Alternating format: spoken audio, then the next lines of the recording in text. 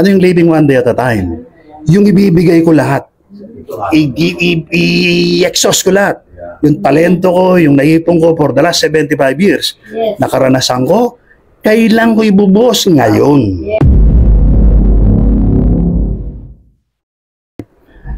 Sa akin, ang ibig sabihin ng living one day at a time ngayon, which is 2,000 years nang sinabi ni Jesus. Kaya lang iba-ibang interpretation, tulad ng iba sinabi niya, cryptic, etc. Sa ngayon, napakasaya nitong definition nito. Eh, simple lang naman, ang magagawa ko ngayon, hindi ko na ipapabukas pa. So, yung living one day at a time. Oo, dali sabihin, di ba? Anong mga negative ang papasok. Kaya lang sa akin, ito lang.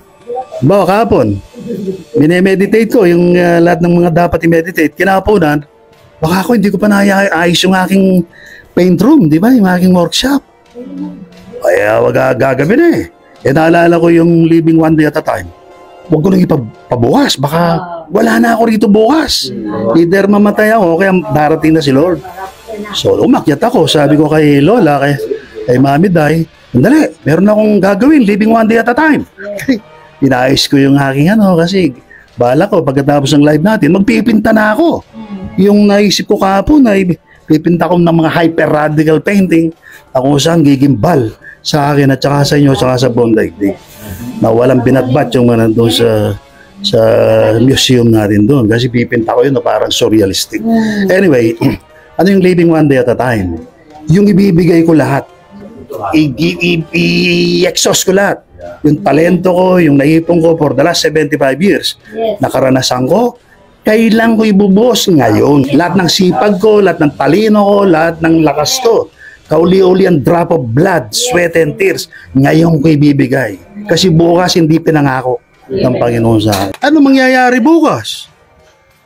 Oh, kung anong tinanim ko ngayon, anihin ko bukas. Eh bukas magtatanim na naman ako. Yung lahat ng kaya ko na naman, naipon ko, lahat.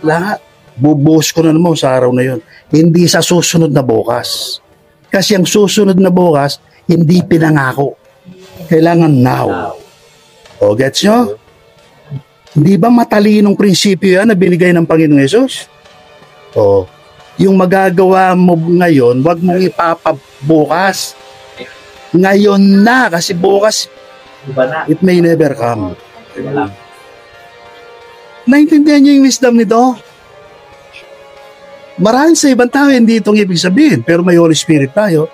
At sa panahon ngayon, ito yung gusto ng Panginoon. Huwag sasayangin. Huwag sasayangin yung oras. Huwag sasayangin yung mga talento. Hindi yung katiwiran natin, darating na si Lord. Ay, ano lang tayo, chill. Wala masama sa chill. Okay? Ay, baka may abutin tayong patay. Di wow.